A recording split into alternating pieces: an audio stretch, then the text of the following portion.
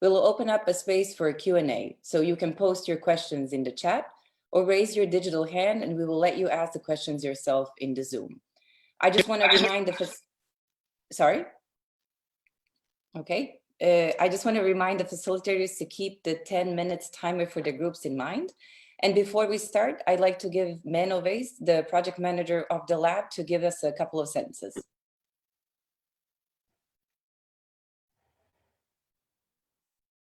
Hello, everybody. My name is Menno, and I'm project manager at the European Cultural Foundation.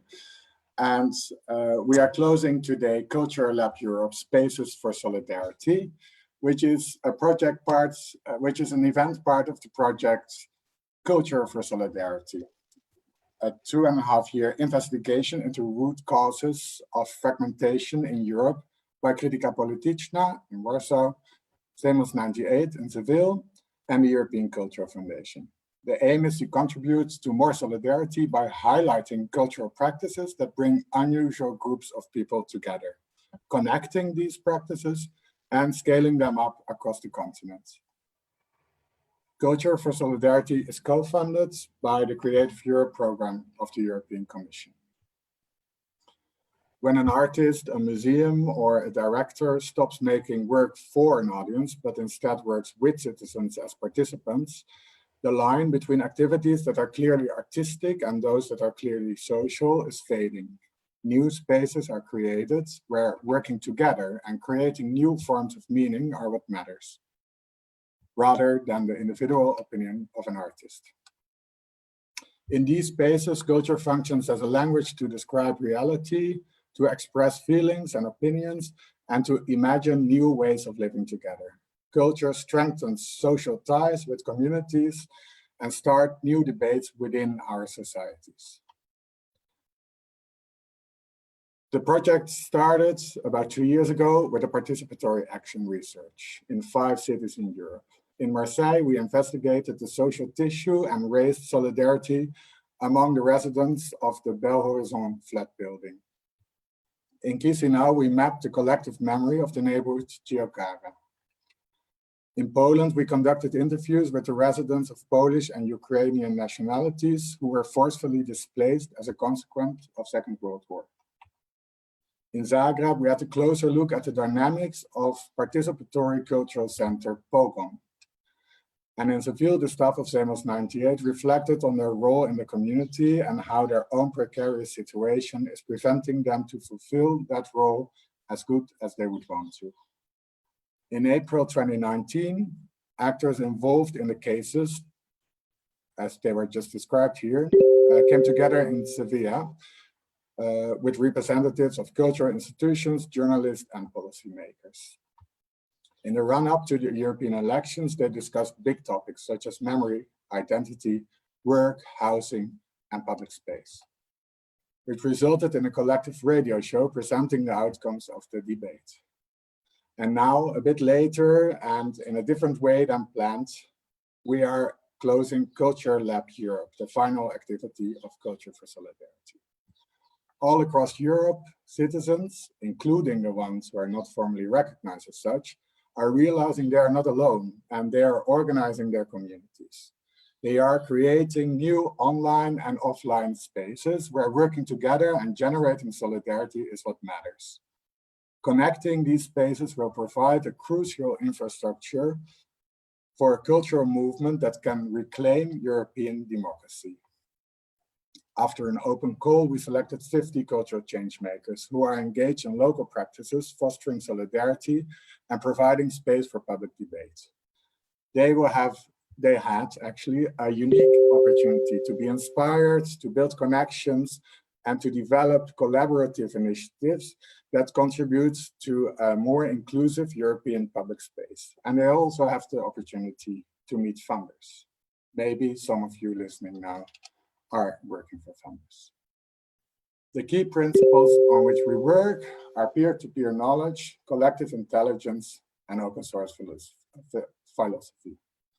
We have been in the Culture Lab Europe for a week, and I'm going to show you a video with some impressions of that beautiful week.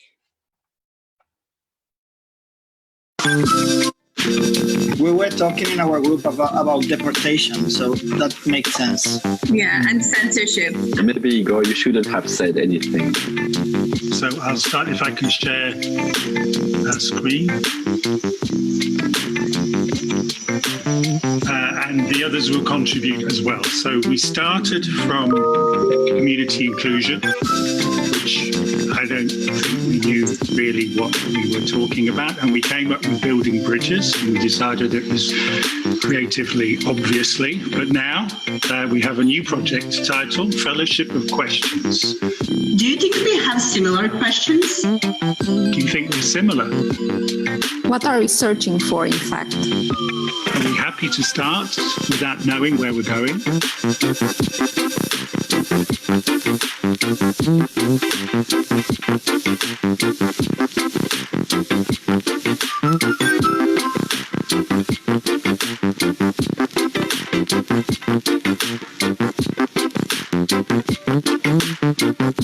Could we try to create a kind of new vocabulary, and if we could do if we could do it, how we would shape it, how we would frame it, what it could be? We thought about intersectionality as lenses that we could use to talk about social justice as a practice. Think for a few seconds on that very idea of spatial justice, of what spatial justice means. I'm trying to imagine, try to figure out what spatial justice is.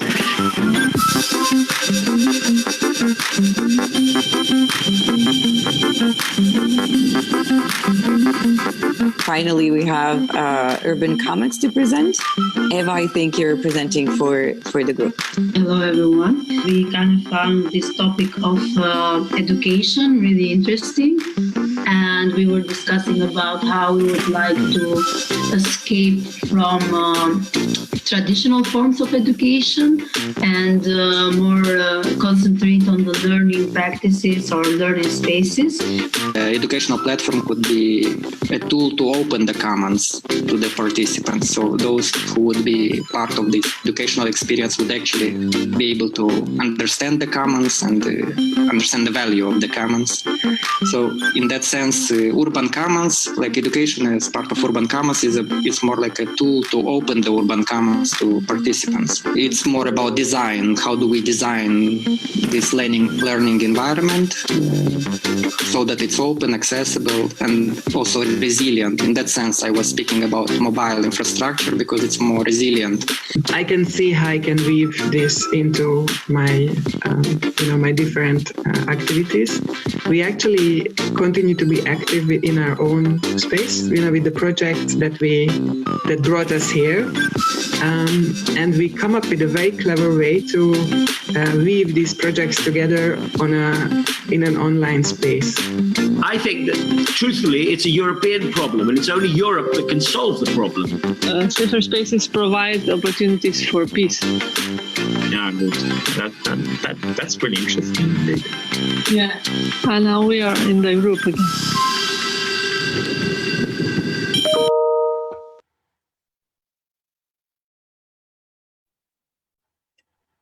Thank you, Mena, for giving us everyone an insight of what's been happening this week. As you said in today's email, it was really, a wonderful time that's coming to an end of sorts. Do you have something else to say before we start with the groups? Yes, just a few words. You can also check out on this blog what participants are doing, as the working tools we are using are a bit internal, Miro and Zoom, but there's this public phase of the project, which is on this website. And we are now presenting the development of Clay City, and you can talk about that on social media with the hashtag Spaces for Solidarity. And Culture Lab Europe is a project by the European Culture Foundation, since 98, Critica Politicna, co-funded by the Creative Europe program of the European Commission. Thank you so much, Neno, for giving us all of the details and information. So the first group that's going to present is titled Queering Practices. So bear in mind, to all of us, 10 minutes to present. We're going to have later on time for Q&A. I will switch off my camera so all of you are in the first plan. So go ahead.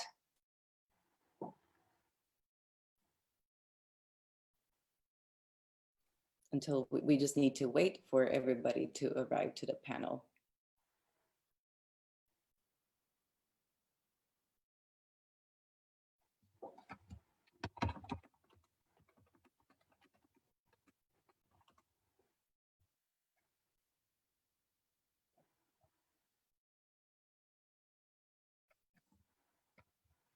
Until everybody's here, I just want to say this a couple of more times, that tonight from 9 p.m. onwards, we're having our karaoke night, and each of the participants is able to bring 3 more people into the karaoke.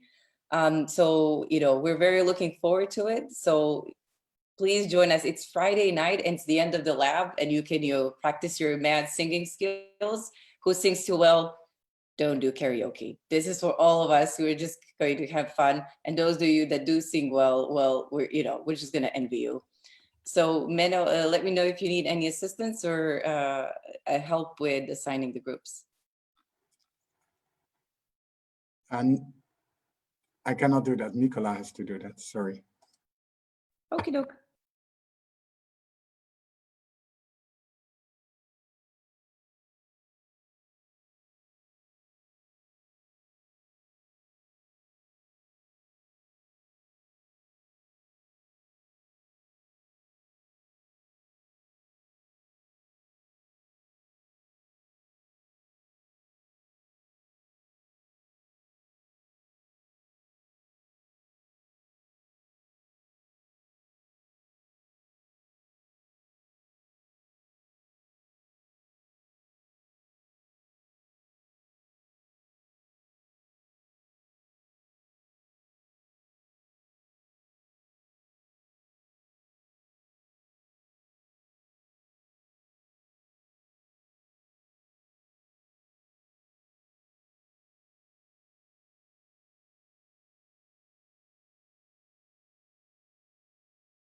And we have, Igor and Roberto here. So whenever you're ready, feel free to start.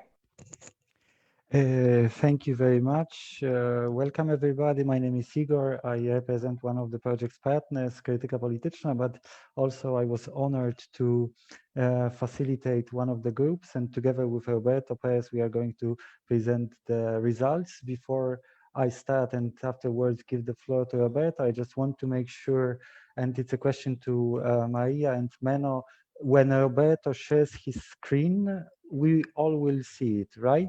That's a technical question. Yes, that should be no problem. Okay, perfect. So,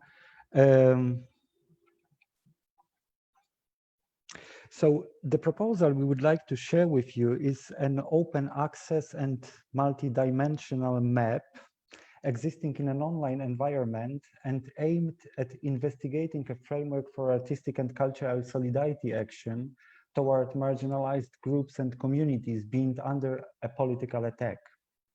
We took recent attacks against LGBT+ community in Poland, which take place against the background of presidential elections that will be held on June 28th, as a point of departure for creating a map of cases around the world where LGBT+ communities and individuals are under attack due to political benefits of the right-wing, populist, and conservative movements, electoral platforms, and parties. A map of social campaigns in support of the LGBT+ communities as responses counterpowering attacks conducted by the right. And eventually, a map of cultural and artistic solidarity actions, which at the same time offer creative and imaginary work towards inventing new societies where no one will be excluded, marginalized, nor deprived of dignity.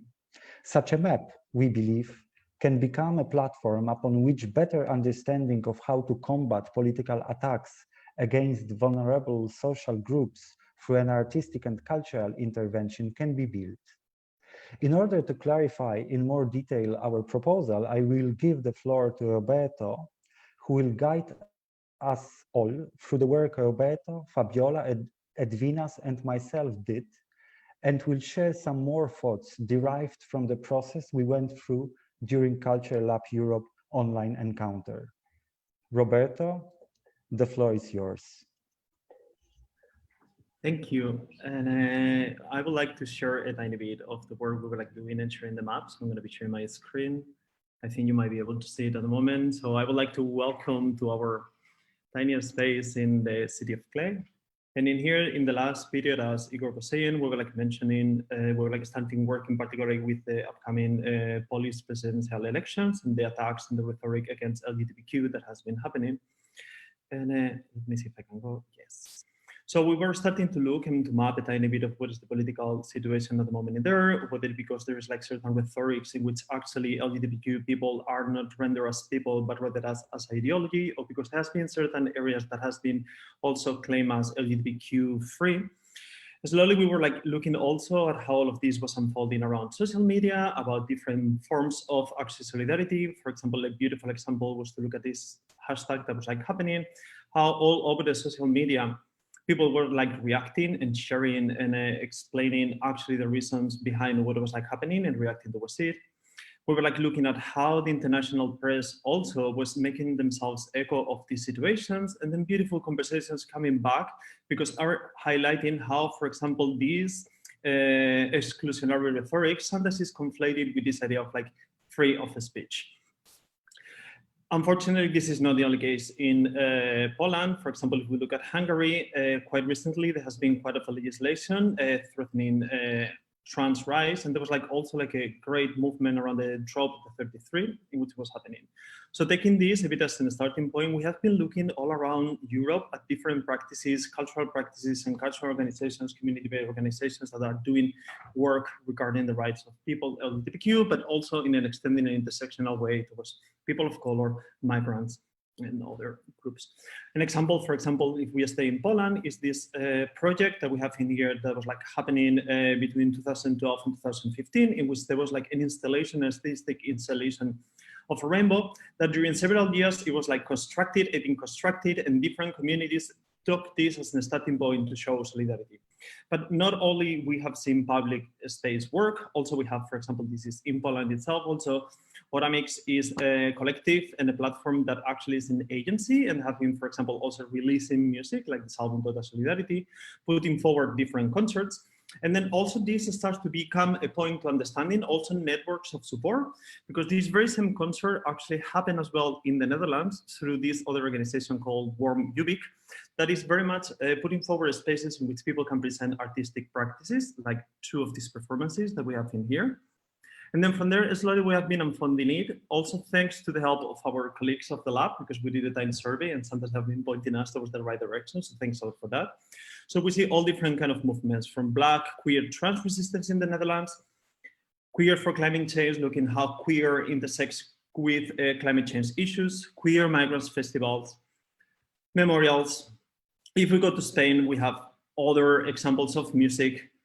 We have this project called Ten Cuidado, in which actually they are looking at what are the networks of support and care, and when speculation and gentrification broke up these communities, what kind of responses happen. We have networks, lesbian networks in Spain that are putting forward methodologies for continuing assemblies during the coronavirus period. If we look in Turkey, we have also incredible responses. This example of the Queer Olympics is incredibly beautiful, of reclaiming public space and practices normally regarded as masculine and taking them over and reappropriating them. Also, it's really interesting and beautiful to see how many of these practices happen as a reaction towards specific events. For example, the killing in Turkey of Baki Koshar, and how many organizations like the Big Triangle Association started to develop activities as a way of keeping the memory and as a way of making sure that the legacy of the fight of this person wouldn't be lost. So we would like to invite you to have a look in this map, where you can go through France, you can go, this is in the United Kingdom, you can go into Germany, drag queen stories, photography, music festivals. Another example that we like a lot is this one in Russia, which happened 2-3 days ago, in which activists were using drones as a way of reappropriating an old and controversial Soviet monument. And immediately also again, looking at this intersection between physical space and internet space, there was a new hashtag, which was called Mom Will Understand and Support, which is a beautiful one because in itself becomes also in a space of protest, because understanding this figure of the motherly and the unit of the family, but also Mother Russia. And then immediately was pick up going viral all over social media, making it into the programs. To close up, because we would like you to explore, we have been extending this also to challenge a bit this Eurocentric idea towards Latin America and the relationships with Latin America. So we have been looking at what is happening in Peru. So we have been happening with this in Colombia, in Argentina, in Chile, looking at the situation that is happening all over the world, existence, for example, of the trans community and their visibility. And out of this research, I'm going to move all the way here, this mapping and this Archive of Cultural and Artistic Queer Plus initiative has become for us a departure point into understanding and investigating contemporary forms of solidarity and how they relate to an entangled and complex public space in which the built environment, media, information technologies, institutional spaces, and others collide. Through these examples, we have been seeing how there is a set of vocabularies and actions that arises, a vocabulary through which solidarity materializes itself and acts upon and within the exclusionary and normative realities that our communities are experiencing. A vocabulary shared by and with other communities and bodies with which we also share a common ground. All the racialized bodies, the disabled bodies, the impoverished bodies, the gender bodies, capitalized bodies, colonized bodies, here and beyond Europe, beyond the nation states. In this way, solidarity appears as daring, as sustaining, as caring or assisting. Solidarity as advocating, amplifying, or extending communities, their experiences and their values. Solidarity as accountability. Solidarity at that which stands behind, frames, and maintains. Solidarity as a space making, at that which gives support. Solidarity as speaking up, out, loud, and widely, since silence about violence, exclusion, and oppression is also a form of violence, ours or somebody else's. It is through this mapping that we can start identifying, supporting, and sharing potential methodologies for practice.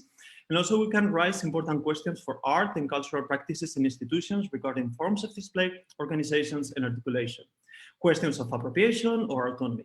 And as such, we can start addressing what attempts of erasure or invisibilization towards our communities occur. Thank you very much, Roberto. Thank you all. It's the end of our presentation. Thank you. Thank you, Igor, and thank you, Roberto. Thank you for your presentation, and thank you for being on time as well. It was lovely. So now we have the Making the Invisible Visible group, who will be presented by facilitator Yennekin and two participants, Tomek and Mike.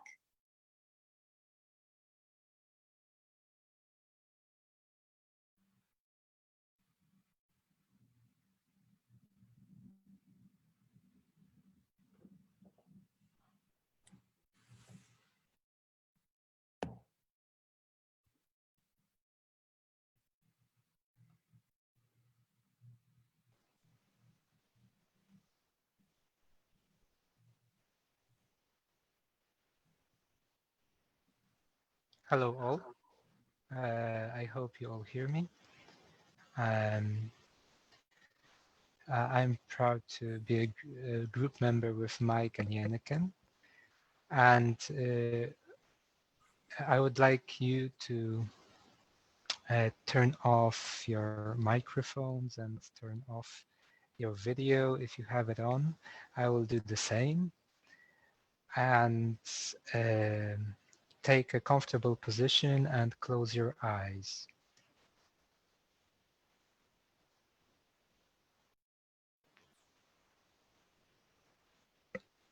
And now you can concentrate on your breathing. Inhale and exhale. In this inhale and the next exhale, feel your body. It's the only thing you really have. Relax. Deep inhale. And you start imagining. In 1 year, in your town, in your local community, only 30% of cultural institutions are still standing. Only the big artistic players. 70% of the small players cease to exist. 70% of independent artists have to take a regular job because no artistic job is available for them. But let's breathe. This can seem a little bit terrifying. But when we breathe, inhale, exhale. When we breathe, we realize it's just life that's transforming.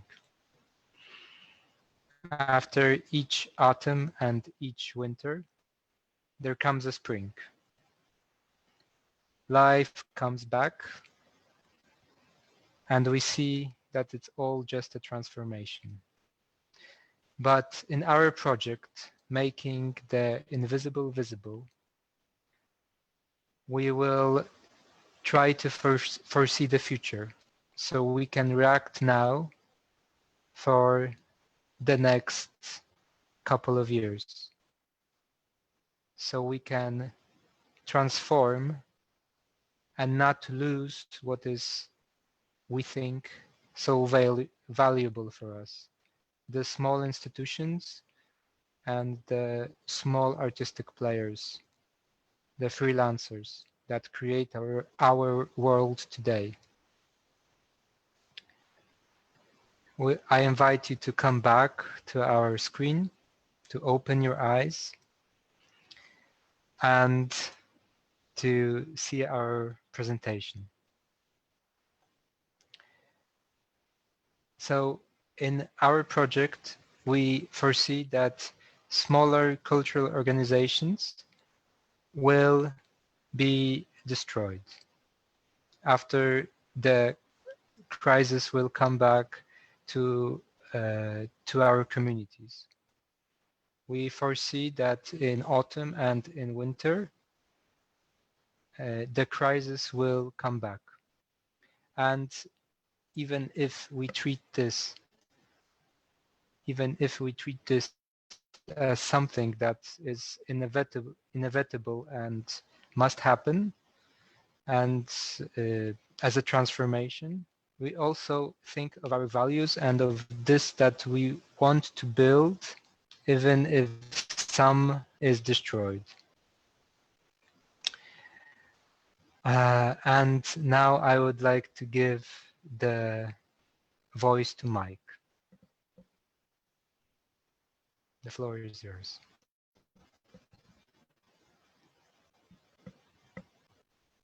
Mike, I cannot hear you. I will just say that what is in stake, what I think is in stake, and what we think in this project is in stake, is that we will lose our small institutions because of the increase of inequalities between the bigger and smaller institutions. That the bigger institutions will be the ones that will get the transfers of funding that are now happening. Mike, I think you're on. Do you want to continue? Excuse me. Can you hear me? No yeah. problem. We're talking about, thank you, Tomek. We're talking about what's at stake. What's at stake at the moment. And there's a classic equation, which is that if you reduce the amount of input, financial input into the communities, you will increase the costs for the governments by the policing costs, the legal costs, the medical costs, social costs. So it's madness to reduce the input of financial costs into the smallest communities. This is of course a quick project that we have created, so we're just at the beginning, but there must be historical data that can prove this quite categorically in terms of the increase of costs for communities such as Birmingham or Brixton, for example. What is at stake? Yeah, yesterday in the newspapers, the major Dutch newspaper, the biggest pop temple of Amsterdam, is crying out that they will not be able to exist within a year. The Paradiso, you probably all know it, won't be able to exist within a year unless there is serious support, because they simply cannot earn their own capital because of the regulations and because people are afraid to go into buildings. Now, okay, what do we what are we going to offer? What do we have to offer? We want to create a platform that connects the small initiatives and the small artistic individuals that can share the stories of real life artistic practices. And we must share also the public policies so that we can build a new policy approach, because it's got to be from the bottom up. It's got to stop being investments from the top. It's got to be from the bottom up. Now, the next thing is, who do we need to make our platform? We need actually to reach out to the small initiatives all over Europe and the artistic individuals to create this network, to create these stories. And we need to inform the policymakers of the problems. And we need them to help us to advocate the change that must happen, because Europe, we've heard, has less money. So there has to be a change of distribution to preserve the most essential elements of the communities. What do we expect is going to be the impact? What's going to be the result? We want to create new models of sustainable artistic practices. So our suggestion is, let's make 5 case study locations all over Europe, and we examine them and we put some money into them to see how they can work better so they can be examples for other projects. And we must increase the activity in sharing our network. And we need to help people to support and to advocate that we are at the beginning of a very serious emergency. And we must do something before it's too late. Thank you so much. Thank you, Mike, and thank you, Thomas. Is Jenneken, you assume you were, you know, helping out with the whole presentation. Is that correct? Okay, yes. I take it as a yes. Thank you, Jenneken, for all your help and the presentation. Thank you, Thomas. Thank you, Mike. Thank you, Jenneken. So now, thank you. So now we have Fellowship of Questions group coming up. With Chris being their facilitator. So just bear with us a couple of, you know, seconds, minutes until we get everything sorted, and we're coming up.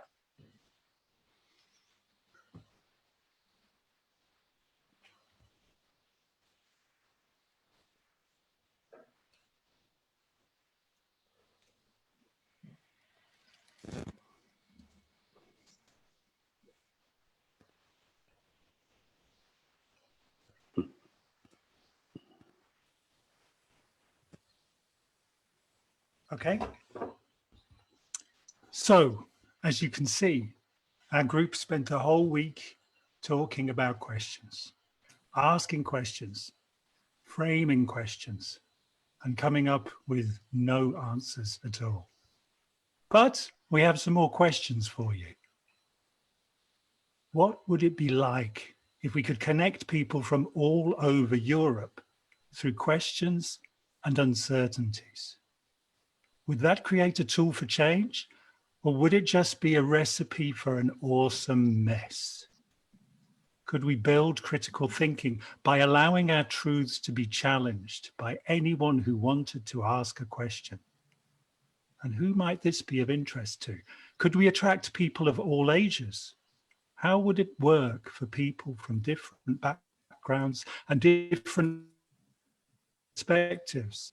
Or is that the whole reason we came up with this idea in the first place? And would it work in every country, in every language, and create a way to cross boundaries? Or maybe it will only show us how different each country is. Could we invite you? I can tell you what attracted me to the project that we are developing. I favor horizontal, non-hierarchical approaches and methods. So for me personally, it was very important that we build something inclusive, open, decolonized in a way which will involve different people regardless of their background, which unfortunately still sometimes serve as a parameter of different evaluations. And in a world full of fast answers, tips and tricks, ready-made advices from so-called experts of different kind, we actually decided to invite people to share their concerns, dilemmas, uncertainties, and questions. We want to encourage them to reflect on their thoughts, to question their truths, to deepen their understanding and to practice critical thinking. That's why we are happy to present you Fellowship of Questions. It's a platform and a tool that will help us to reach our goals. And it's a special one because there are no answers. We believe there's no one that possesses the ultimate knowledge of the world and above. And there's no authority which can tell us what is the real truth. But we also do deeply believe that people still can connect and maybe even find some answers just through question they ask that will then provoke another questions, Fellowship of Questions. But how are we going to do that?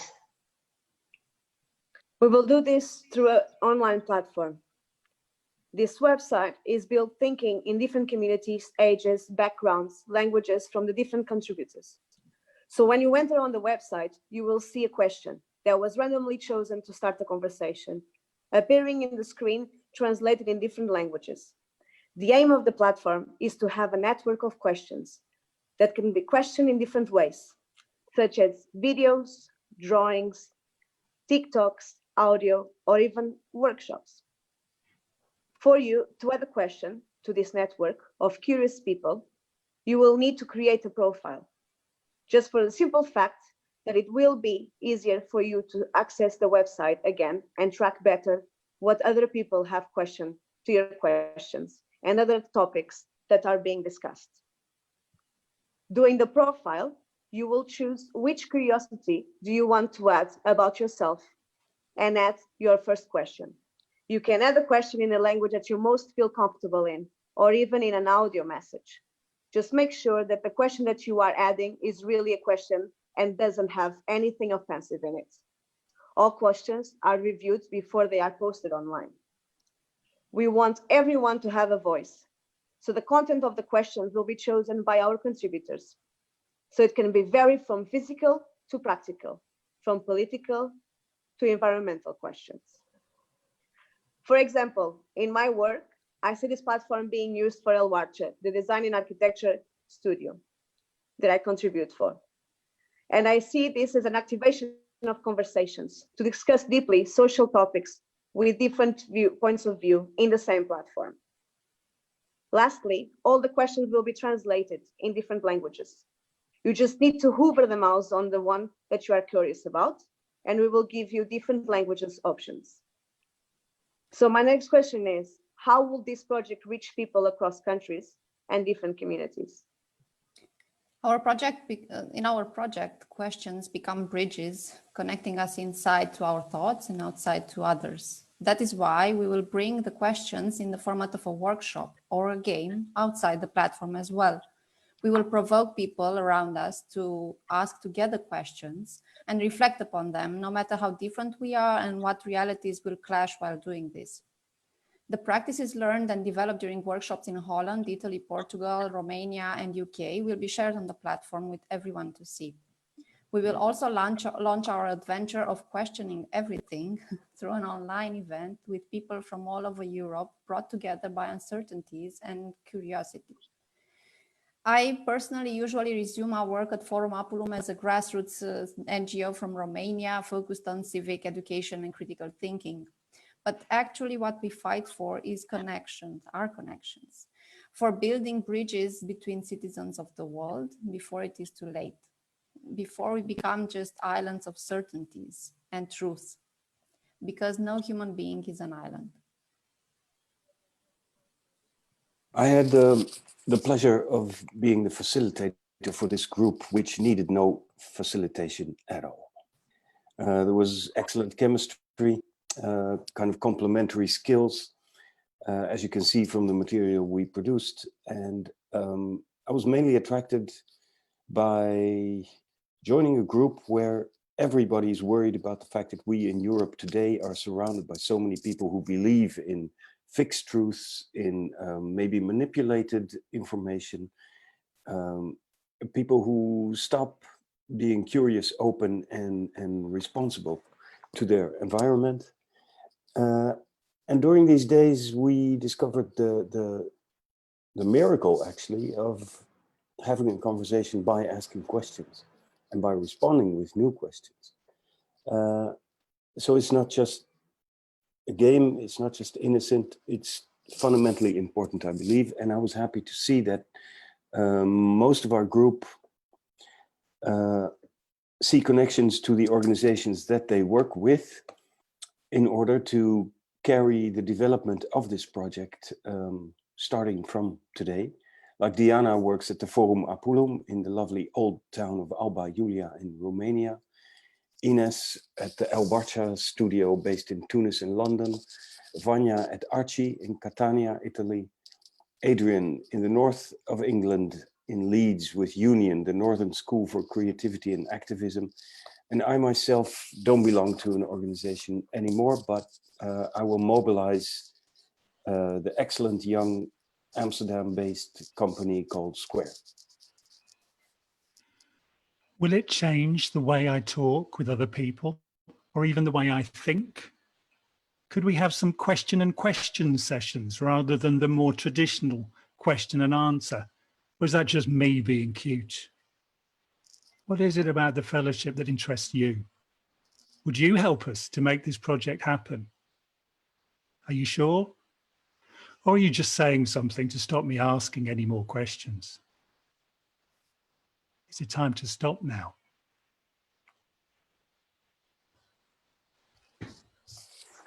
Thank you so much for your presentation. So we are going to reflect on all of this when we finalize all the group presentations. So I'd like to now invite the group Ecology of Care with the facilitator Lina to address all of us and present their program. Thank you so much, everyone.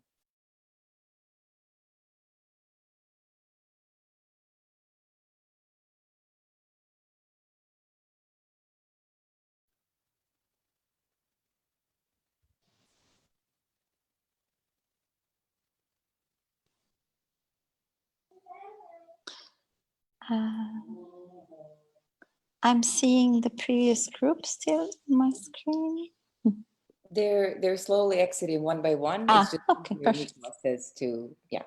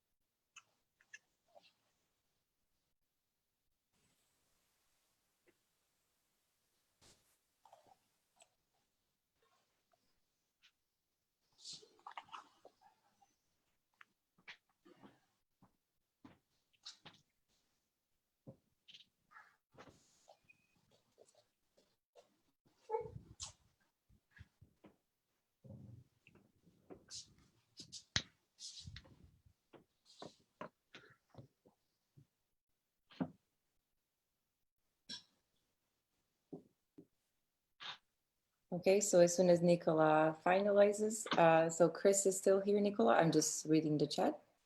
And you just need to let Sophia, oh, Sophia is already in, perfect. So as soon as Chris leaves, we're gonna start the presentation from Ecology of Care.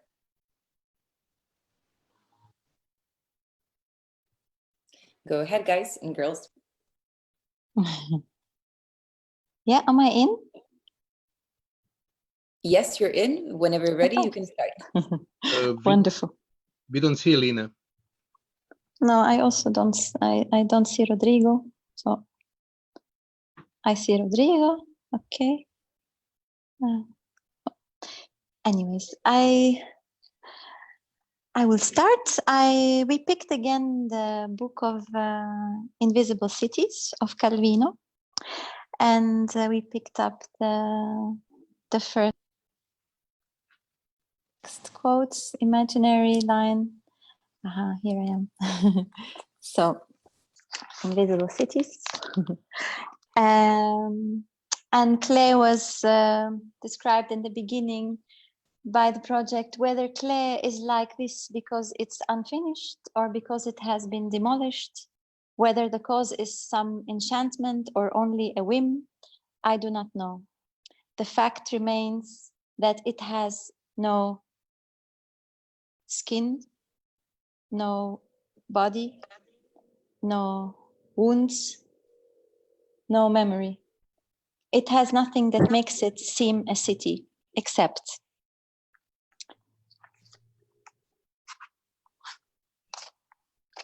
so if I wish to describe clay to you, sticking to what I personally saw and experienced, I should have to tell you that it is a colorless city, without character, planted there at random. But this would be not true either. At certain hours, in certain places along the streets, you see opening before you the hint of something rare, magnificent. You would like to say what it is, but everything previously said of clay imprisons you, imprisons your words and obliges you to repeat rather than say. Therefore, the inhabitants still believe they live in a clay which grows only with the name clay, and they do not notice the clay that grows on the ground. And even I, who would like to keep the two cities distinct in my memory, can speak only of the one, because the recollection of the other, in the lack of words to fix it, has been lost. We felt that ecology of care was practicing bringing in a body and a certain embodiment to this desire of a shared place, a shared community, a shared solidarity. It was the first time in a very long time that I felt I'm working on a project that touches me deeply, or on a theme that touches me deeply and I feel the urgency of, without having a body which is super strained. I really felt a flow. I really felt connected with the team, and I really felt, in spite of this separation in physical space, that I was really connected, and my body was really flowing to the different places and experiences where they were, to the urgencies they were feeling. I felt carried, I felt touched, I felt heard, and I really felt that I was stood by in solidarity. Another last part of Invisible Cities. When traveling in the territory of clay, our clay, you come upon the ruins of the abandoned cities, without the walls which do not last, without the bones of the dead which the wind rolls away. You come across spider webs of intricate relationships seeking a form. And we try to build those relations and make them visible through Miro. Duro? Sophia, you want to put Miro sharing screen?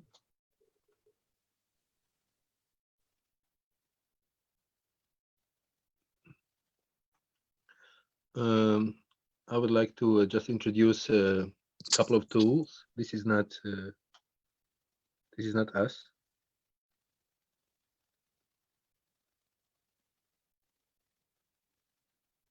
Can you see it, Duro? Yeah, it here is ecology of care. Great.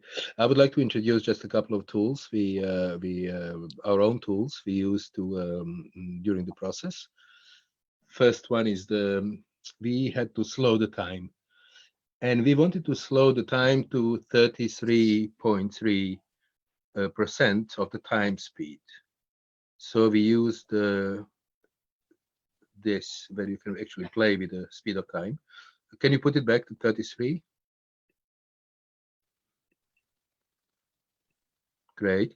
Can you also now synchronize? Okay, it is synchronized on 22nd of May when we started the whole process of Cultural Lab Europe. So basically, if we all functioned as we did on the time speed of 33%, today would be 2nd of June 2020. Okay, can you close this, please, Sophia?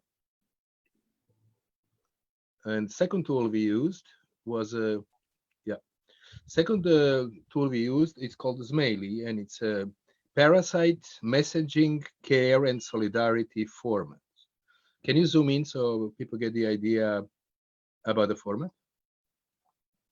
More? Right. There are handwritten messages which you send as a parasite. We are sending it via WhatsApp, and they are very intimate and they are very straight to the point.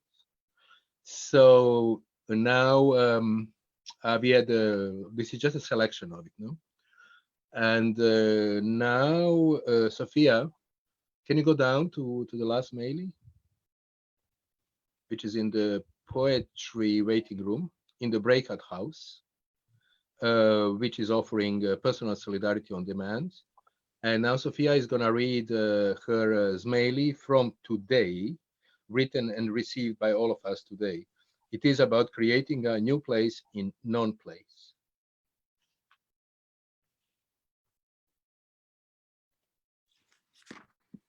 Thank you, Duro, and thank you, Lina.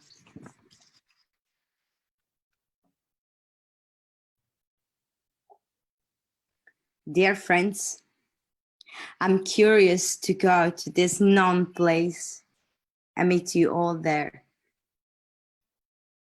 I'll arrive at an uncertain, comfortable moment, exactly out of time.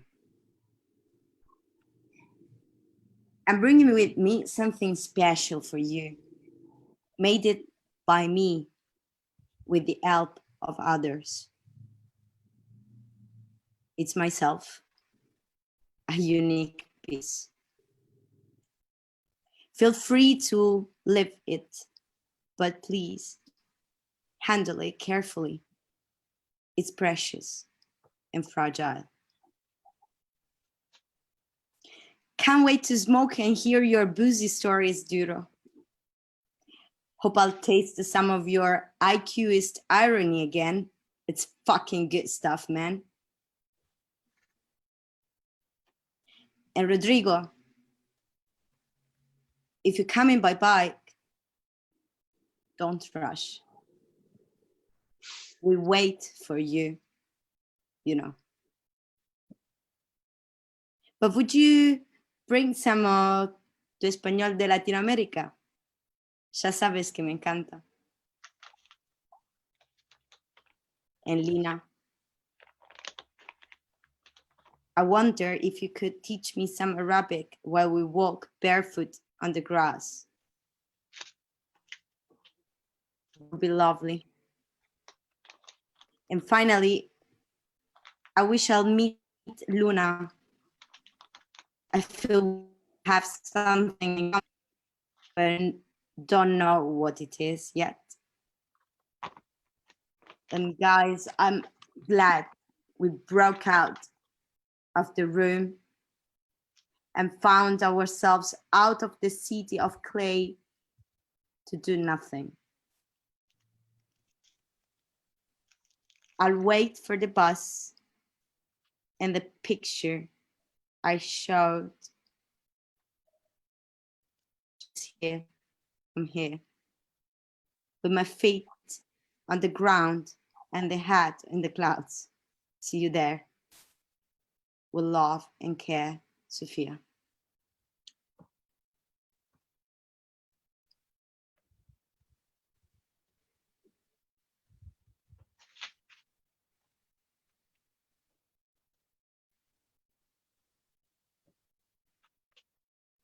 Thank you, Sophia. Would you mind like just zooming a little bit more into the program?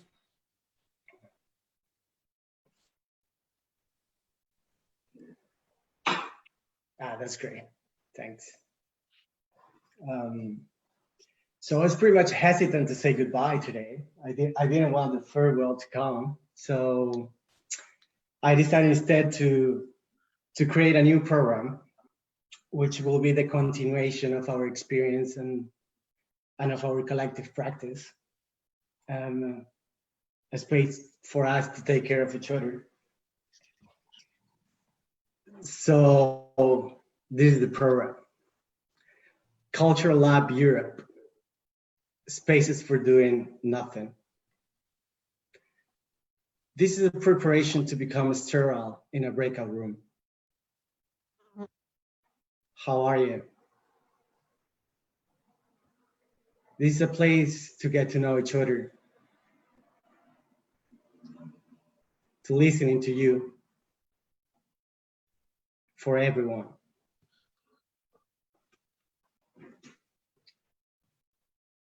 An offline lab. During one live, participants will code to get the best gestures further. A key, Solidarity, a new culture of rebellion by Luna and Lina. A slow cooking. A note to self. Write to yourself out of personal solidarity by whoever. Slow time. Can't hear you, Rodrigo. Can you hear me now? Yep. I'll I pick can't up on hear that you. one. I think there's a technical problem, but I'm gonna follow your eyes, okay? Right. Slow time for fugitives. A set of offline initiatives in public space. Present. The possibility of present. The possibility to present.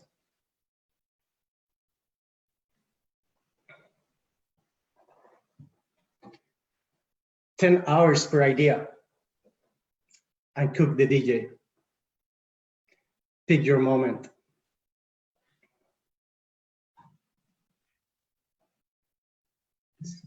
Sophia, would you mind just going up a little bit?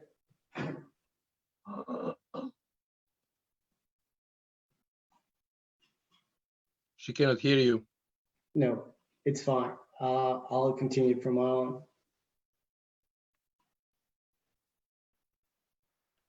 Visit Duro.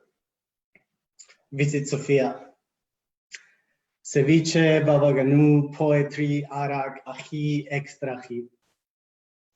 Visit Lina. Visit Rodrigo. This is live stream, so bring the booze.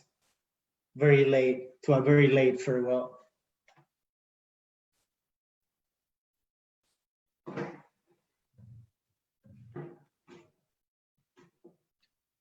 You forgot to order the booze to bring it to Norway. Please bring the booze to Norway, please.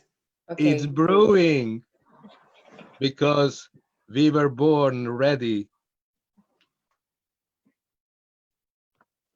Okay, thank you very much. Guys, I can't hear you, but think you're done, Rodrigo, right? That was amazing. We did it without just feeling it.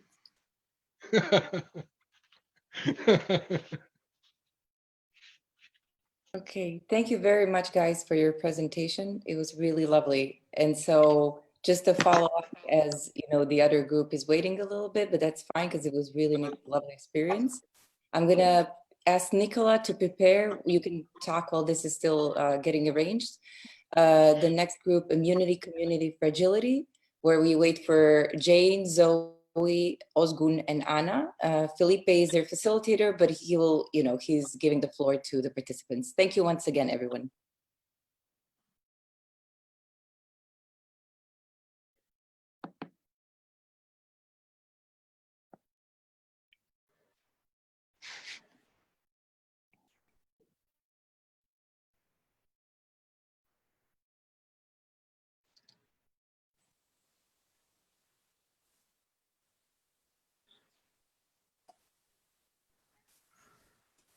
Hi. Can you hear me? Yes. Is it our time? I'm not sure. Should we start? You can start. Okay. So we've been exchanging a lot over the past few days. Now we see our project evolve through a collective discussion. So we want to explore how immunity and community intertwine. We are interested in the concept of immunity, the state of immunity, and the phenomena that produce immunity in society, and how this affects existing communities and contributes also to the disappearance and creation of other communities. So we were interested in the ambivalent nature of the concept of immunity. Immunity allows the protection of organisms, but it also contributes to their exclusion or extinction sometimes. So now we are wondering, how can the concept of immunity open up a way of thinking about and comprehending communities? We wonder how immunity processes can positively and negatively impact communities, how it can be a vector of exclusions, and how it can also allow strong ecologies to flourish within communities. So on one hand, we want to explore how immunity can enable communities to live in damaged worlds, to make kinship, memory, and places for resurgence. And on the other hand, we also want to look at how immunity can act as a system of privilege, contribute to the disappearance of public spaces. We are interested in looking at language also, and the way in which the term immunity has been and can be used, manipulated by different communities, including communities with power and privileges that immunize them in different aspects of their lives in society. And we understand that language distributes power, and so we wish to approach these issues with care and caution.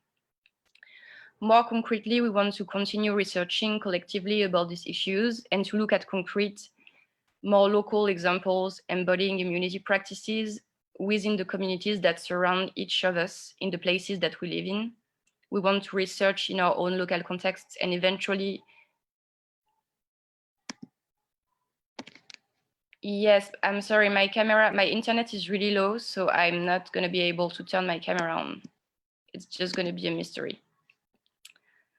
So yeah, we really want to look at concrete and local examples embodying immunity practices within the communities that surround us, and we want to research in our own local contexts and eventually propose a project engaging artists, activists, researchers, and others whose work is socially engaged and echoes these issues and questions. And we want to think of a project or a program that is accessible and can bring to certain audiences the opportunity to exchange, to discuss, and to reflect on these issues. We want also to address various audiences and not just only one, as benefit from, but also the communities that benefit from immunity and privileges. I think that's pretty much it. If any other member of the group want to add something or participate.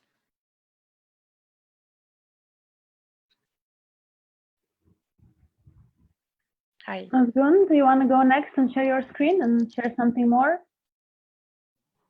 Sure.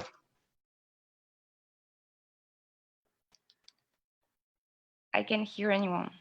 Okay.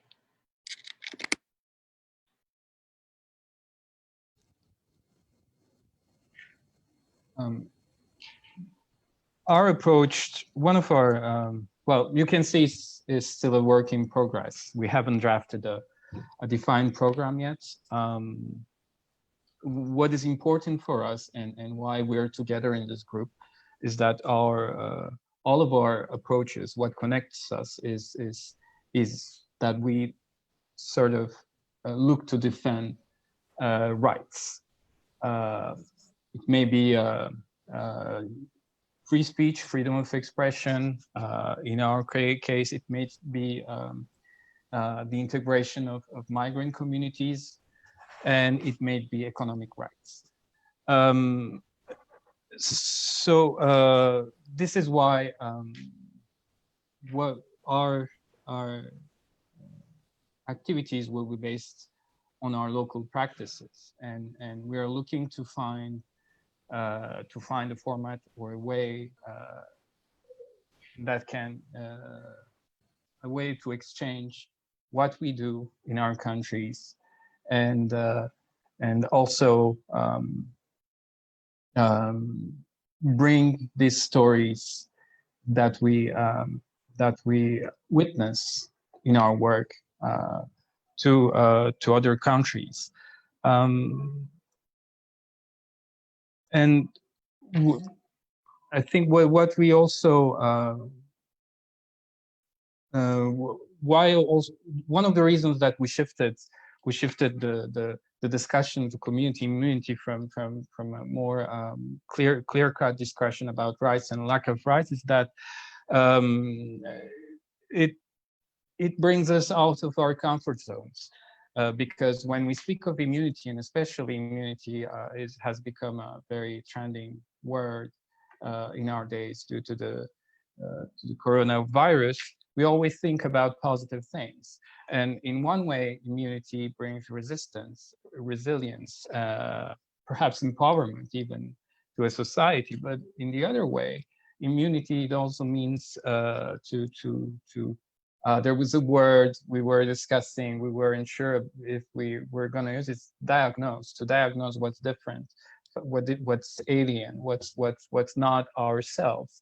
And in terms of, and this is connecting our activities in some eerie way. The origins of the conversation started when Fran, who is unfortunately not here, was talking about the deportation of an immigrant in Spain, and Anna gave a similar example from Moldova, and that opened the discussion about the fact that immunity may also mean to signal what's the other, what's the enemy within a society. And it also led me to think, because I have the honor to live in a very rotten country. It also means for example, maybe an ethnical cleansing may be an act of immunity or genocide, or even gentrification, if you think about a more economical approach. And so what we really want in this work is to find all those niches in our local context and amplify their voices around, among us, among all the other participants of the project. That's all I will say.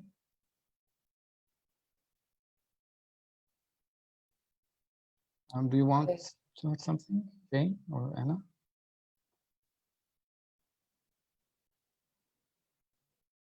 Okay, if you don't have everything to share right now, we can do this also later on in our Q&A. So thank you very much for your presentation.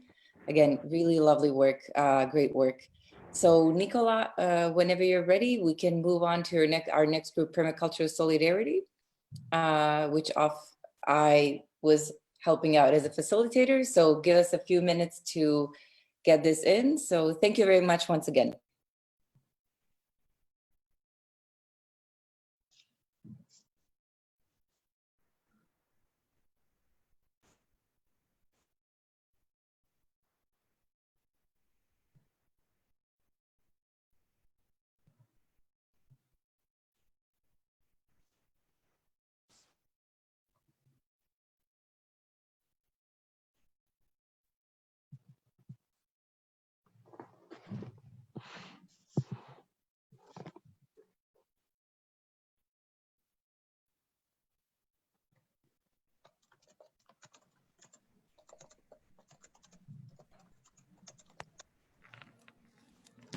A bit more patience. We thank everyone. This is like a process.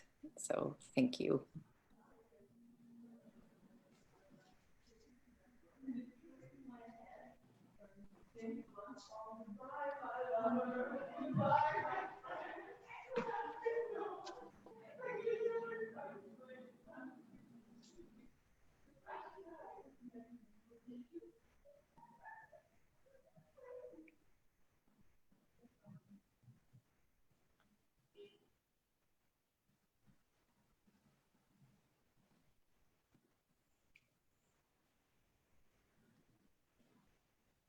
Okay, I think we can start.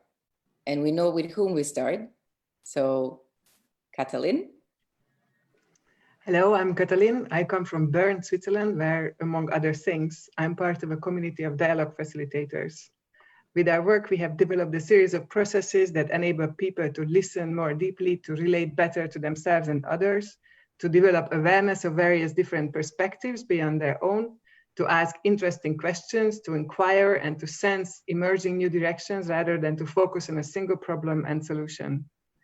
And yet, I would like to know more about how to establish and sustain a physical space, and also have more connection to other activists across Europe. Thank you, Kathleen. My name is Eva. I come from Tirana. I have a physical space. I mostly work with young citizens who want to self-organize and address their own issues that usually are not being addressed by institutions. We are trying to address the issue of the right of citizens to decide how they want to utilize public space, public buildings, what they want to benefit by, what is commons and what is public. But at the same time, I still have a lot to learn, especially considering community engagement practices. I want to learn more about policies, legal and institutional frameworks.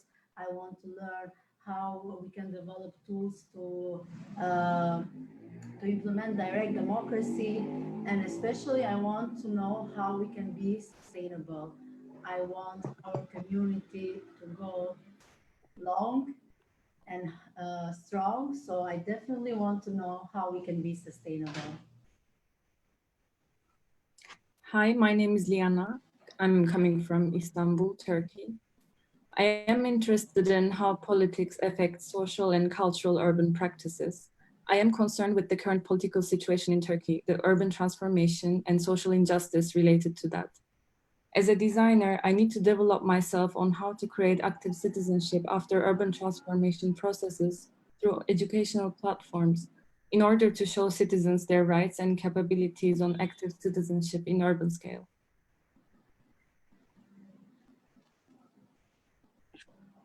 Hi, my name is Samuel, and I come from Marseille, where I coordinate a local participative multimedia as an art of mediation. I'm involved in developing a project of reopening an ancient factory as a place for creativity and sustainable and solidarity economy. Still, I need knowledge in gardening and DIY construction with upcycling materials to arrange the exteriors of the buildings in which we're working as a real garden for many uses, welcoming local communities, co-working, relaxation area, distribution of food, and yeah, recipes.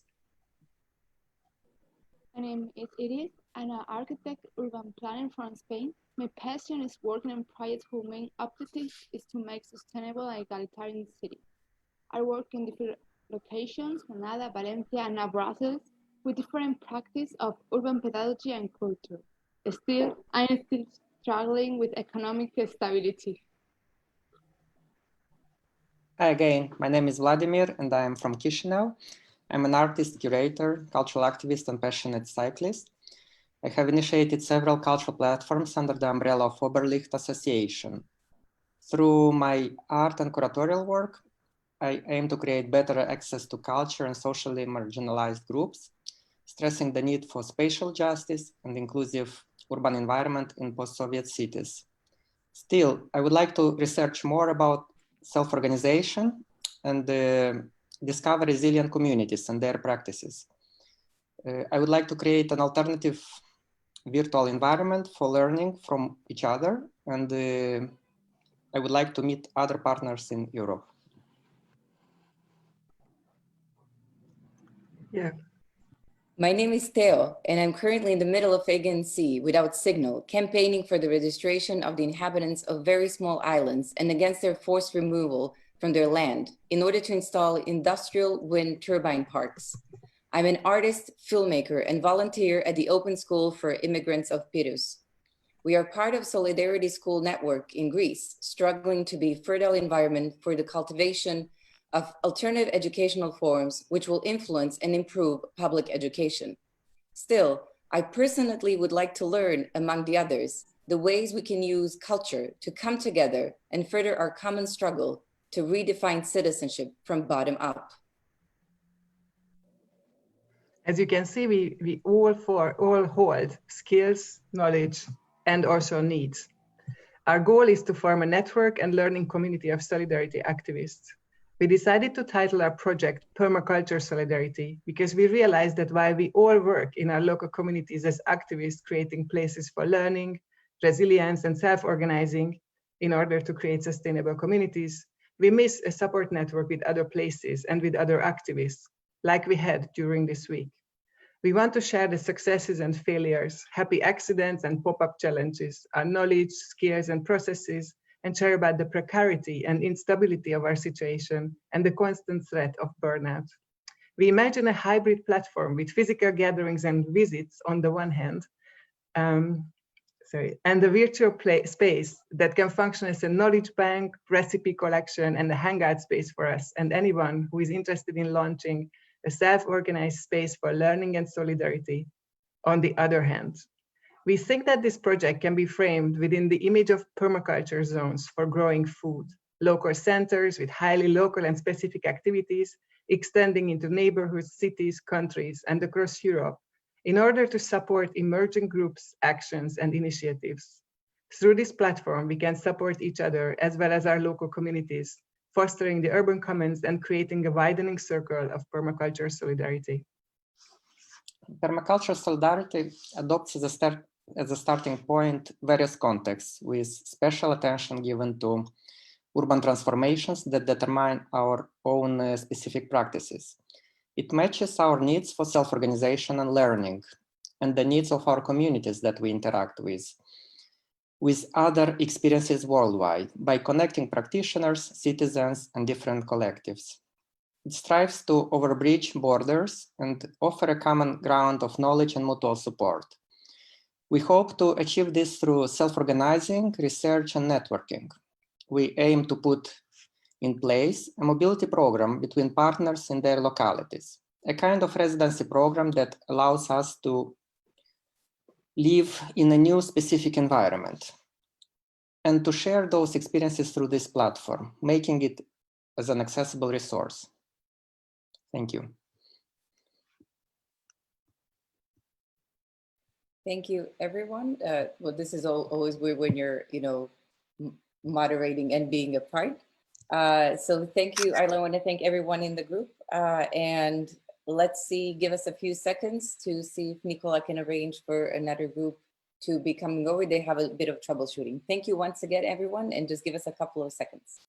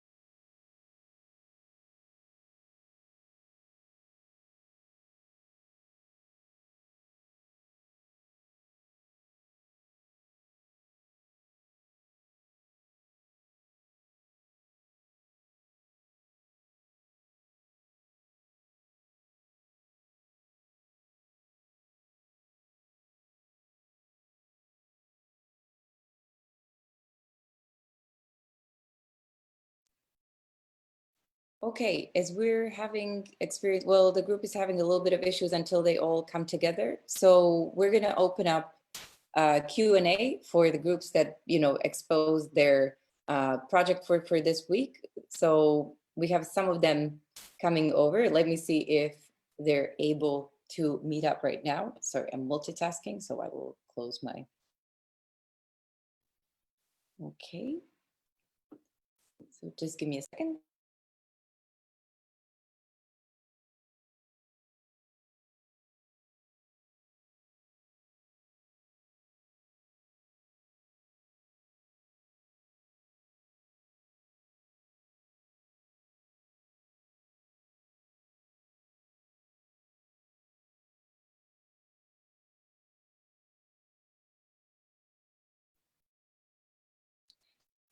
It seems like your group was given a little bit more time until everything gets organized, which is wonderful. So I don't know if Eva and Federico, maybe you wanna give like a little, just to share with us a little bit of your experience with the Clay City, or like with your work. Nothing, you don't have to go in great lengths, just a little bit until we give space for your colleagues to come together right now. Would that be okay?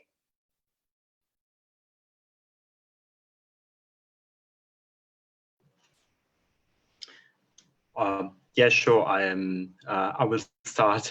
Sharing some thoughts. I would do so because actually, in the division of tasks that we decided, in the allocation of tasks we decided actually that just some of us would talk. I was among those people that decided to give space to others. So I'm now compensating that, just sharing some thoughts, and in particular some appreciations I really had throughout the process. In particular for the capacity that we had of bringing together so many different perspectives, which is something which is not, it's not always the case, when you have this kind of processes. So I think that we actually lead intersectionality in our own work through CLE, and so that's what makes this whole experience very, very interesting for all of us in the first place, I would say. Thank you so much, Federico, for sharing this. So as I see, Han is here. She's the facilitator. So maybe, Han, you can share your own also experience. Thank you, Federico, so much. While we wait for Emily to join you. Yeah, I think we had some really powerful discussions about what solidarity looks like, not just at the end of the day in terms of the product that is created, but we wanted to think about how solidarity can be embedded in the ways that we work together, even right here and right now, right? And one of the concerns that we had is obviously the convening such as this is a very privileged and special space, but because of, we're all in a time of crisis, it's really hard to be here. And it's really, really hard to connect. And sometimes it's almost impossible. People are juggling families, people are juggling loss of homes or jobs. And then so we often found, like many groups, that it was a fragmented experience. So how do you create the best possible connections in a world that is overwhelmed by change? And so one of the things that our group realized is solidarity begins every single moment. So just because a group member could not attend does not mean that their participation should be excluded. In fact, if anything, it behooves us as those who are standing in solidarity with their work and their communities to create space for their voice, right? And so we had a really wonderful discussion about, when we're planning, what should we do today to actually say, well, solidarity is not just the redistribution of resources, but it's also the redistribution of time. It's the redistribution and reallocation of attention. So our group chose to begin today, even if it forced us, as you see, to take things a little bit slower, to create the space to include today the members of our group who could not attend the previous days. And we held them to the fore because we know that they have urgency about the support that they want for their projects. And so we wanted to start with them and create our work around them. And that's what solidarity looks like, that we reallocate our attention and your attention, our time and your time, to focus on the people that need it the most in solidarity. So it's been a really wonderful and transformative experience to move from what we're expected to do, perhaps to come up with new projects because we have this great opportunity, then to really ask ourselves, how can we make the most of this time not just for ourselves who have the privilege of attending, but for the voices and communities who do not. So I hope that you can hear some of those perspectives when you can meet our members who, as we know, I come from a background of technology, and sometimes technology sucks. And when it doesn't work, it's not because the people are lacking, it's because the technology needs to do better, right? And so when our projects work, it's not because the projects are lacking, but perhaps it's because we have an opportunity to learn more from each other about what to do when we need to adapt and we need to change. So thanks very much for this opportunity. I can't wait for you to meet all of the members. Thank you so much, Khan. So just, shall we wait for Emily? Do you want to maybe start the presentation without, and then she can come in? How would you like to organize this? So Emily is, I think we could. She's going to be the first presentation up, but perhaps we can just juggle things around. So Iva has kindly taken on the leadership of our group for our presentation today. So if Iva is ready, Eva, American pronunciation, Eva, I'd love for you to take the floor. Thank you, Han, and thank you everyone. So welcome everyone. My name is Eva and I'm based in Belgrade. And first of all, we as a group, we want to thank to all the organizers for putting all this together and doing a massive work to make it possible in the current circumstances. And as we see in this event across Europe, activists are already hard at work to find ways of organizing collective action, even under conditions of lockdown and physical distancing. And it's really, truly inspiring to be part of this. So I will dive into what we have been working on for the last couple of days. The working title of our initiative is Welcoming Spaces for Intersectionality and Spatial Justice. So we as a group see intersectionality as a new vision for a future Europe that is dynamic, open, and inclusive, so that it can welcome change, changing narratives, growing communities, and transforming borders. Internationality also matters because it's mobile, transversal, decolonized, grounded, and can help us configure those new narratives and spaces capable of welcoming the experiences of those who have been structurally and systemically overlooked and neglected. The transfer of knowledge and diverse forms of living between the variety of communities and agents residing nowadays in Europe is a pending task for all of us. So we as a group see that the polarization is a shared experience, but it does not affect everyone equally. And we have all recognized the impact of, you can see on this slide, systemic racism, xenophobia, suppression of media freedom, commodification and privatization of public services and infrastructure and spaces, and so on. So our group faced with the main challenge, which is basically shared European challenge. And it is, how do we create welcoming places that break open our silos to create an experience that is representative, caring, safe, participatory, and connected. And we identified 4 key pathways to spatial justice, drawing for our own practices. So let's dive into it. I don't know if Emily joined. If not yet, maybe I can continue on her behalf. So how do we create safer spaces for innovation and transference of knowledge by welcoming migration as an opportunity for peer-to-peer transformative practices, tools, and alternative pathways to community and economic development? So my name is Emily, and I'm coming from Sicily, Palermo. The project we are working on is called Fulcrum Research Center for Material Culture and Transit.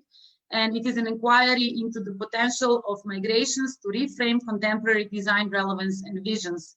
And the aim is to define new practices that engage craftsmen of any origin to outline a new vision of material culture and aesthetics, rethinking social and urban productive structures in a framework of global geopolitics. In the long term, we would like to build a European network allowing the movement of migrant craftsmen that allows to rebuild the material culture of their country of origin, as well as enrich European ones. The idea is in fact to connect different places, laboratories in Europe, allowing refugees, migrants, and diasporic communities to move using their skills. And those channels in Europe will enable local people to learn from foreign communities through crafts and co-design workshops and to share with them local knowledge. It is a network to research sustainable construction and design techniques, as well as to re-evaluate and restore vernacular material culture in the future. Okay, so the second pathway to social justice. I'm Petra, and I would like to invite you to Zagreb, Croatia, and to try to answer the question of how can we realize our vision through material culture in public space by creating new heritage and redistributing memory and history. What monuments should we build that don't exist yet? So here in Zagreb, through a network of museums, we aim to welcome new citizens by creating a shared space where we can learn, unlearn, connect, and establish new relationships together. We want to discover and honor our shared heritage by researching our common history in our community.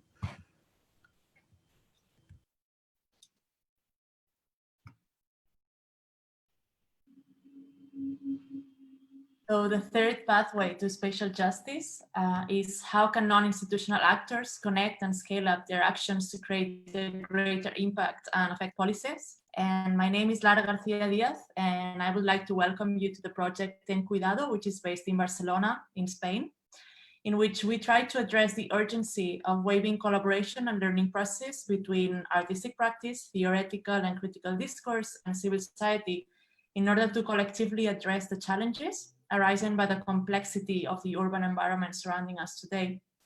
So our aim is to put into dialogue the consequences of private urban development and the migrating processes of care networks through the configuration of collective roots around the city, the creation of spaces of dialogue and festivity, and first and foremost, the disposition of welcome spaces from where to challenge the underlying structures between us and institutional actors engaged in the configuration of policies, both in a local and in a European level.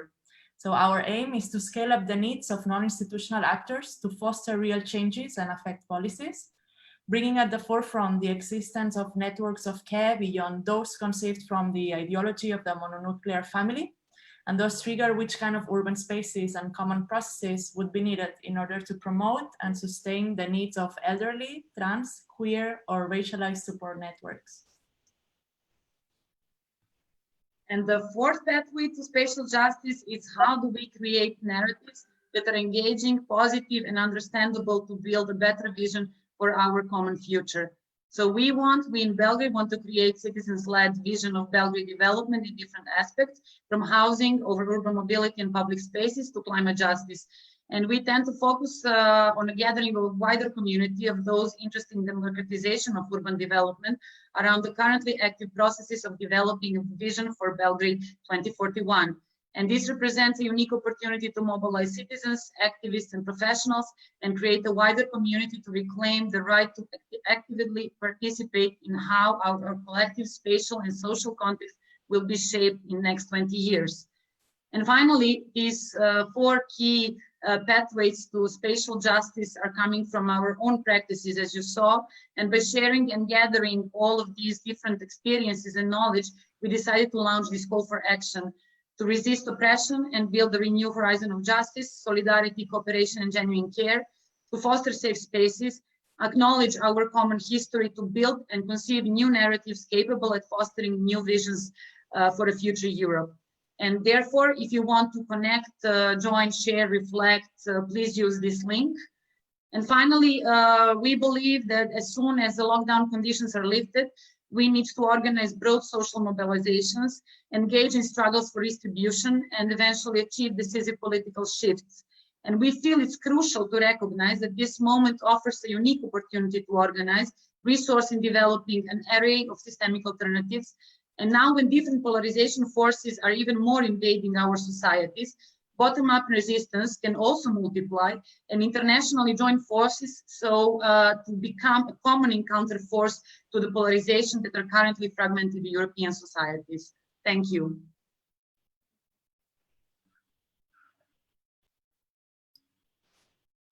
So I know that Emily was kind enough to finally join us now because technology is a bear at times. Maria, what's our time looking like? You have 4 more minutes if you'd like Emily to speak, and then we were in solidarity with the whole technical situation. So 4 more minutes, and then we're gonna open Q&A. Yes, look at that. Emily, just to let you know, that's solidarity with you. Eva shared about your project, but you know, whether, and I think it's the description that you wrote, but maybe just speaking very openly, you're doing something really incredible, right? In Palermo, and I believe, you know, with a very small studio, marginal studio, it's just 3 people, yet you've developed an incredible project that you are hoping to expand next to Marseille in France, right? We would like to expand this project, yes, on a European level. But for the moment we are still we need to go through the workshop and through the process that we set up in Palermo, and in the next month we will think about how to scale it up eventually Marseille, since I'm moving to Marseille in a few days.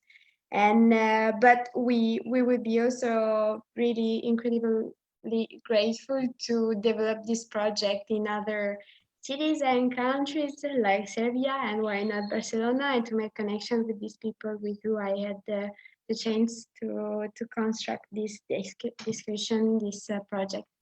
So yes.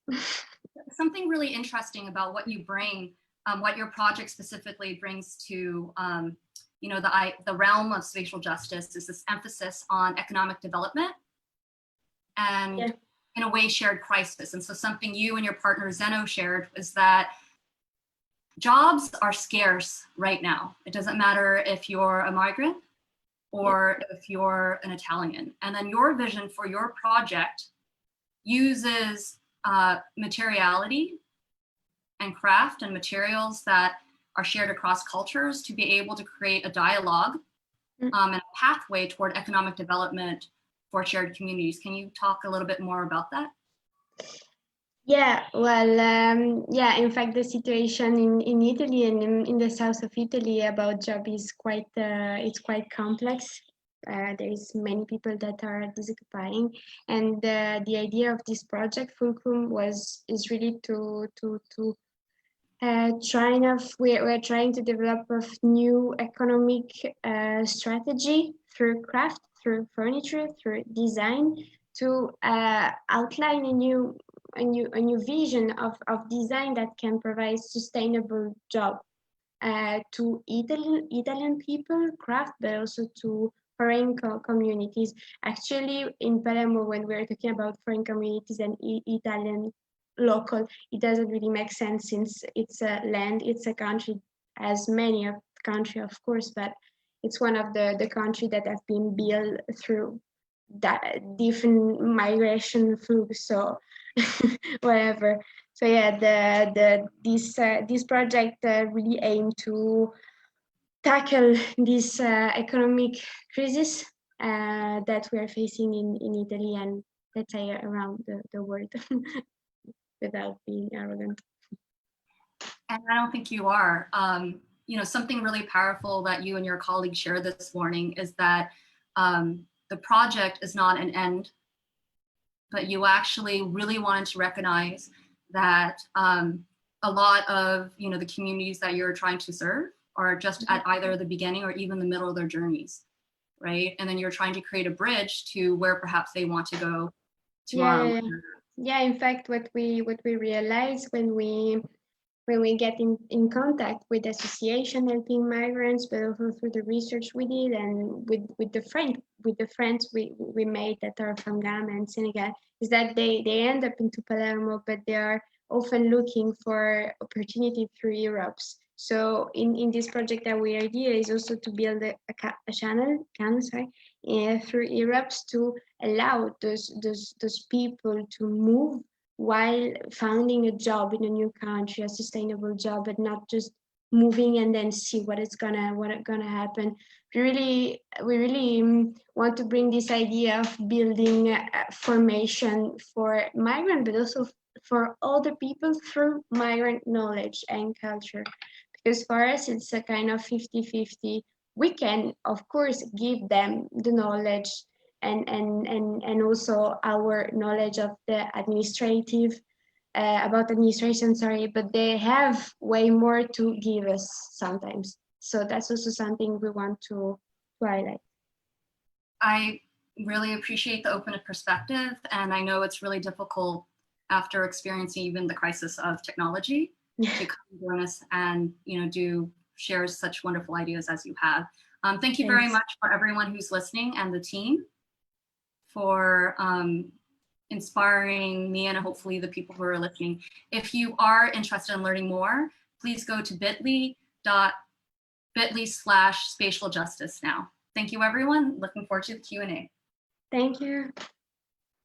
Thank you, everybody, for presenting and the final group. Thank you so much. So despite all the technical troubleshooting, everything was wonderfully presented in the end. So as I wrote in the chat, whoever has questions, feel free to post them in the chat and I'll read them out. If you want to pose them directly to all the participants, just raise your digital hand and you can point it out to either a certain person or to a group itself, and then they'll arrange. So before or while we're getting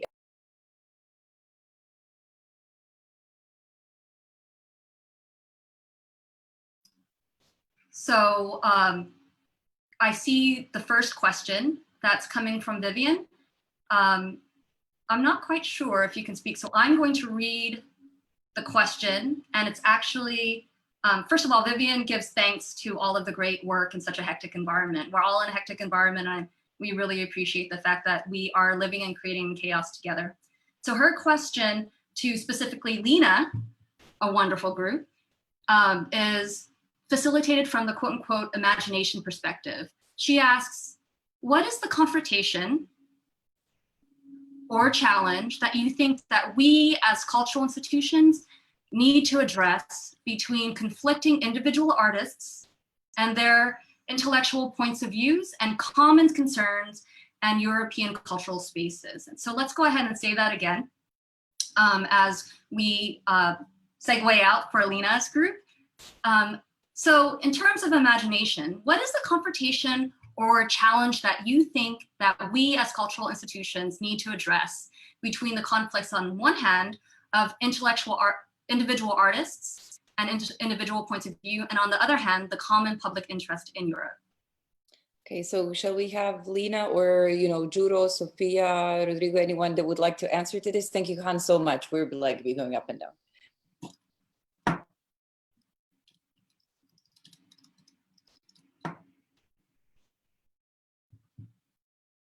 And I think that's a really great question while we transfer in Lena's group. There's a lot of tension happening, and how do we balance it?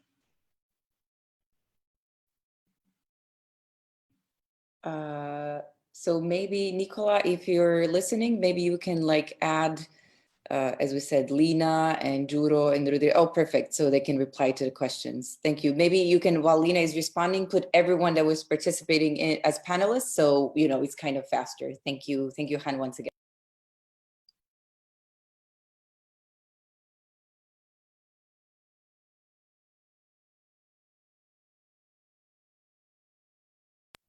Lena, Juro, whenever you're ready, or Sophia and Rodrigo.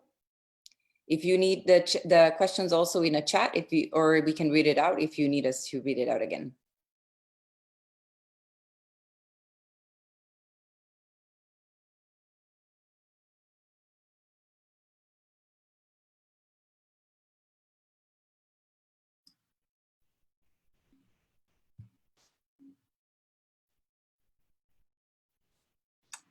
Hi, Rodrigo. I think you just need, oh, good. Yeah. No, I had, as you could see before, terrible tech issues. Like my connection is very unstable. And Nicola, can you start my video? You blocked me. Yeah, but like, yeah, Thank definitely, you. definitely, I need the question. I don't know if you write it in the chat or could you repeat it for me, please? Maria, can you read us the question again, please? Absolutely, no problem. So Vivian says, thanks all for great works and presentations in such hectic environment. The question goes to group Lena facilitated from Imagination Perspective.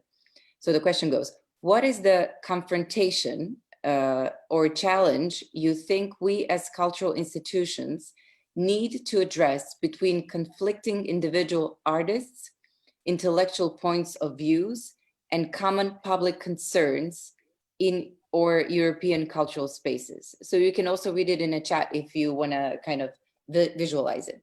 Okay, we got it. What do you want to say, guys, first?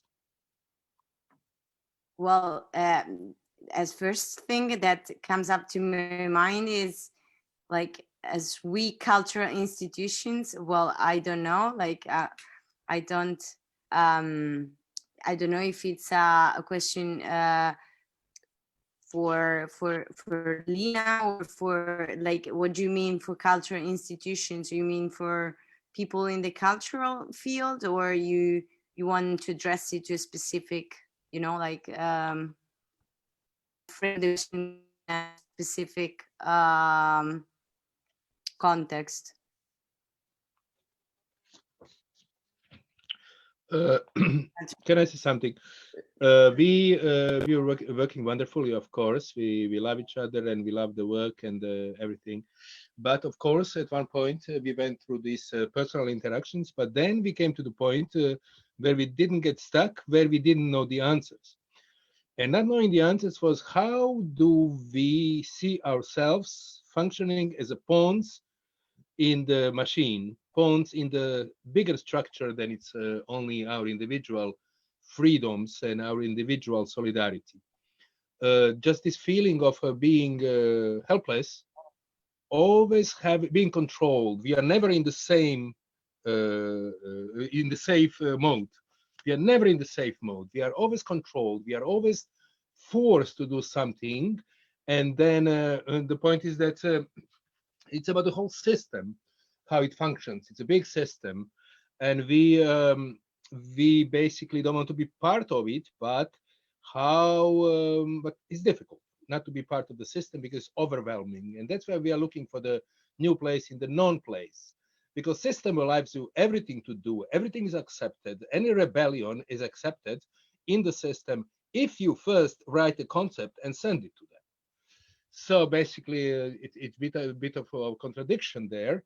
Plus, there are these two questions, and this is probably the best one. What do you gain by supporting system while you are not believing in it? You do gain something if you are a hypocrite. And then also, what does one gain by supporting system while actually believing in it? And these are these two questions which are very this can maybe somehow answer your question, but I think, Vivian, we should okay, this is for public presentation, but we can have a bigger chat about it if you want. Thank you. Rodrigo, you want to say something?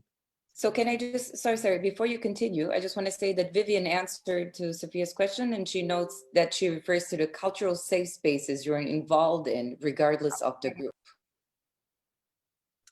Say it again, please, Maria. That she was addressing the question to us, like in the framework of the cultural safe spaces that we are in, if we are. Yeah, but we still have to deal with the system. Yeah. We are hiding, and we still have to.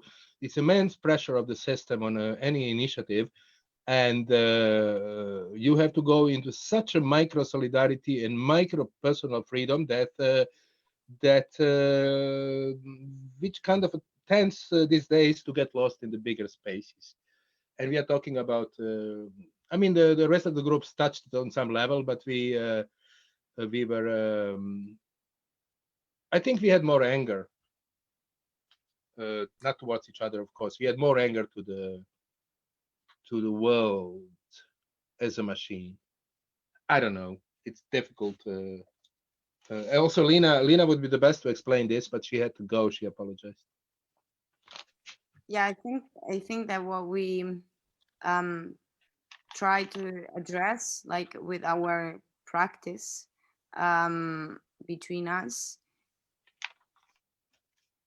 is all these issues together. It's the issues of how to be inclusive, how to create really solidarity, but without really starting from our work, but starting from our lives. So we tried to experiment and live in first person what we were basically discussing. Okay, so what we pointed out as problems, as issues in Europe in terms of space for solidarity, but not really in Europe. Like, you know, like we didn't really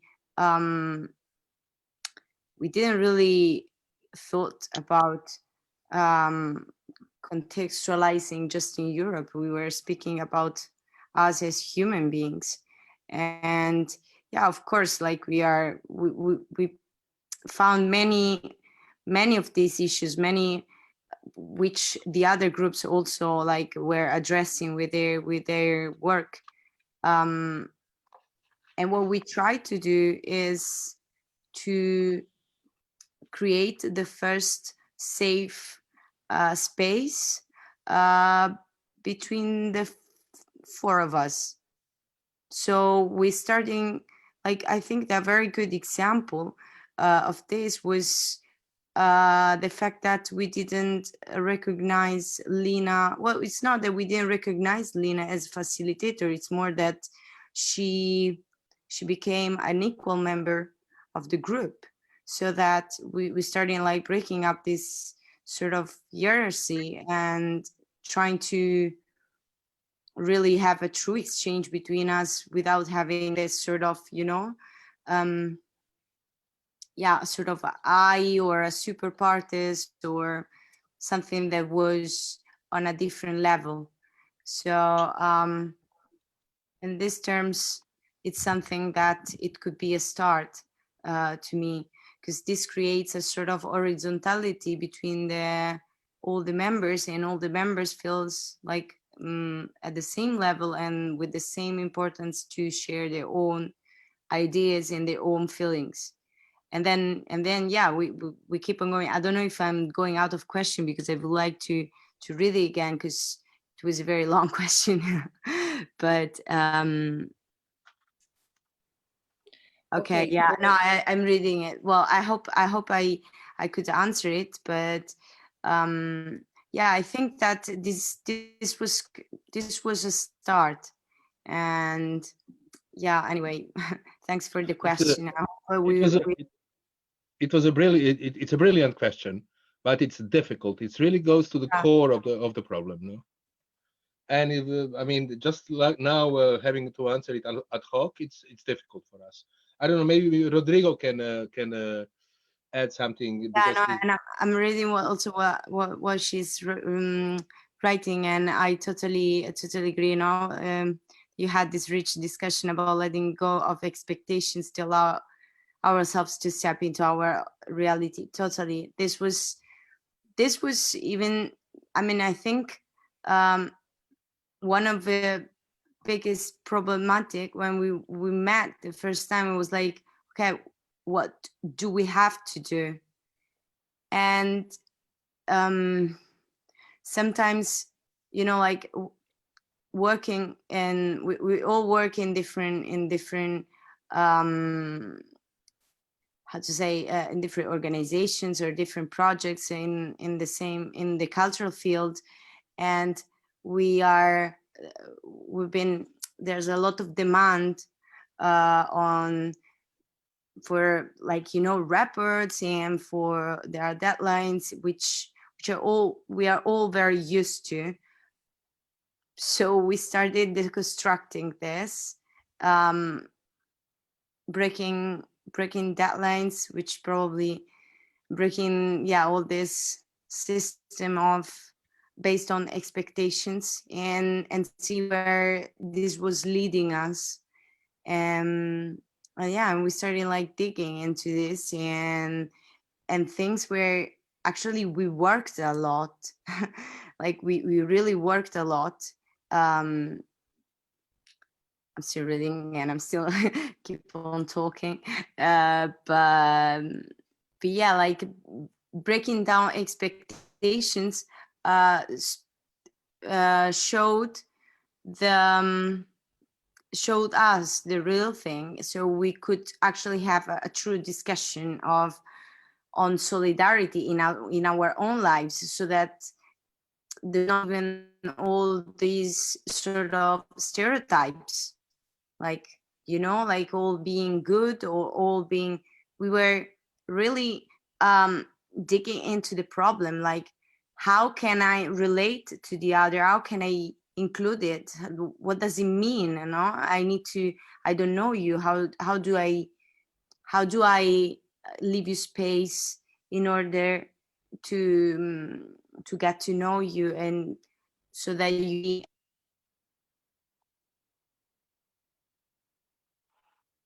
Okay, thank you very much. Even Vivian comment.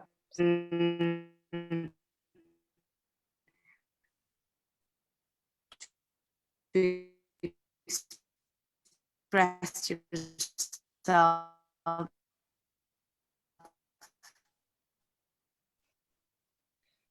It seems we're having some technical issues. I'm sorry, Sophia. And even Vivian just commented that, you know, she knows it's a difficult So question. yeah, like this was really, thank you. Sorry.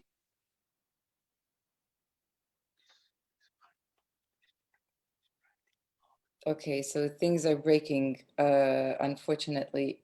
Are you back? You better? Okay. Sophia's in the countryside in her parents, in her childhood room. And Yeah, sorry, I think my connection internet is glitching. Okay, so I just, so to ask to, you know, if there's any other questions, you know, people can pose. We're kind of coming towards the end of, let's say, this afternoon program. But so let's see if there's any other questions until we see. I just want to thank Anastasia for her tip that she gave us while she was listening about using creative units to work on, you know, getting creative people together. So thank you very much, Anastasia, for being with us and for giving us advices. And so let me see if there's no other questions. We can then maybe just invite you to meet us tonight on karaoke night from 9 o'clock Central European time onwards. So when, you know, there is a possibility, okay, Han, feel free to put it in a chat while I just finish up. So Nicola asked me to let you all know that if any of you are watching us over Facebook and you wanna get a link, because, you know, we're gonna put it in a chat now. And so if you don't see our chat, just send us a message on European Cultural Foundation on its Facebook page, and we will send you the Zoom link. So let me just check just a second, what's happening. Okay, so, okay. Okay, yeah, so no questions right now. And whoever, we had a question from Gleb about being interested in how to connect with Cultural Lab Europe. You know, it's a big question that, you know, people like Menno can maybe answer you through also a message through ECF, or send an email, and, you know, let's see what's going to happen next. So this was this lab for now. Menno, do you have something you'd like to add, except, you know, practicing your?